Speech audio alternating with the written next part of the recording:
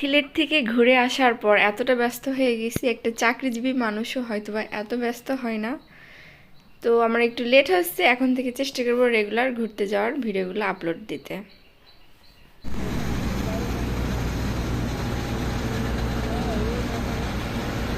Osmani international airport.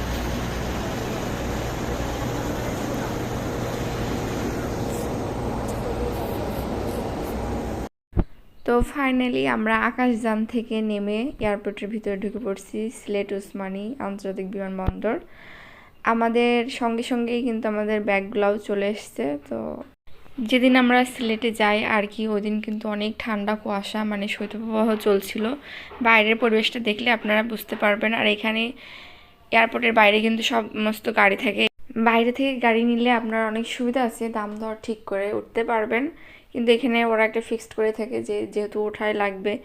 তো সিএনজিতে উঠলে আমার মনে হয় বেশি ভালো হয়। বাইরের দুপাশের যে প্রকৃতি, চায়ের বাগান, এটা ভালোভাবে সুন্দর করে দেখা যায়। কিন্তু আপনি বাইরের গাড়ি পাবেন না। তো একটা দাম দর ঠিক করে আপনি উঠবেন, তারপরে কিন্তু ওরা বেশিও চেয়ে ফেলে ভাড়া। আমরা একটা গাড়ি ঠিক করছিলাম, বেশি মানুষ হয় আমাদের একটা গাড়িতে হয়তো না। তো সিএনজি চালক জোর করে আমাদেরকে উঠাইছে, পরে কিন্তু বেশি ভাড়া নিয়েছে যেটা ঠিক করে উঠছিলাম আর কি।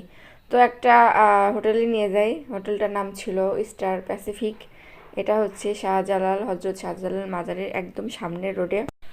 তো প্রথমে যে আমরা নিচে যে কফি শপ আছে সেখানে রিসেপশনে বসে ওয়েট করি। তারপরে কিন্তু আমরা ওপরে রিসেপশনে গিয়েছিলাম রুম খালি আছে কিনা দেখার জন্য।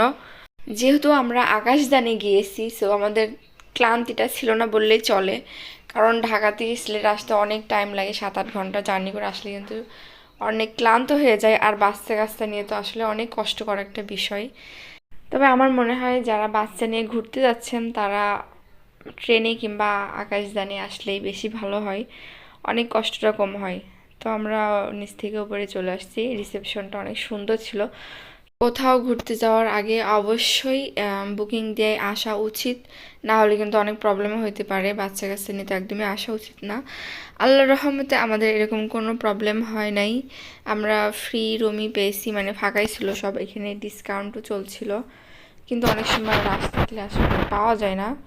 তো এটা এই জন্য সবসময় আগে থেকে বুকিং দিয়ে আসাটাই কিন্তু উচিত। আমরা আসার পর এখন আমার মনে নেই কয় পার্সেন্ট ডিসকাউন্টে ছিলাম। তো এই যে রিসেপশনটা দেখুন কতটা সুন্দর, এখানে যে পাথর দিয়ে ডেকোরেশনটা করেছে এটা আমার খুব ভালো লেগেছে। এই যে পিচ্চুগুলো তো অনেক মজা পেয়েছে সব কিছু লাইটস দেখে, অনেক যেহেতু লাইটিং করা ছিল, লাইটস আসলে আমার অনেক ভালো লাগে। তো ওরা সব কিছু ঘুরে ঘুরে দেখছিলো। এখানের এই পেন্টিংগুলো জাস্ট অসাধারণ ছিল, আমার তো খুব পছন্দ হয়েছে। আমরা ততক্ষণ ঘুরে দেখছিলাম যতক্ষণ না রুমটা মানে ক্লিয়ার হয়ে যায় আমাদের জন্য। আর বিভিন্ন পেপারসে আসলে কাজ চলছিল, তো এগুলো ঠিক করা পর্যন্ত আমরা এখানেই বসেছিলাম। তো এইখানে ওয়াশরুমও আছে আর মিটিং করার জন্য অনেক স্পেস আছে। মূলত রিসেপশন এরিয়াটা আসলে অনেক বড় ছিল। আর আমরা বাঙালিরা কি করি, একটু সুন্দর জায়গা দেখলে সেখানে কিন্তু ছবি ওঠা শুরু করে দিই।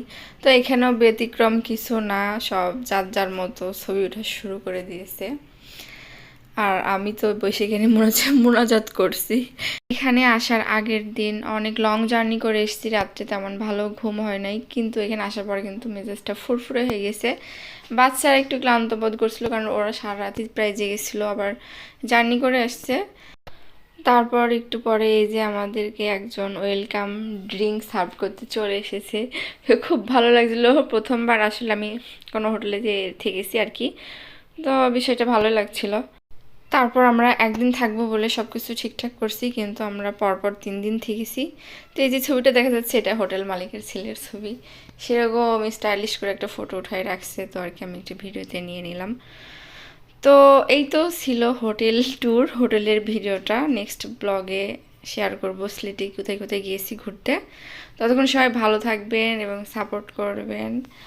আসসালামু আলাইকুম, আল্লাহ হাফেজ, টাটা, বাই বাই, ভালো থাকবেন।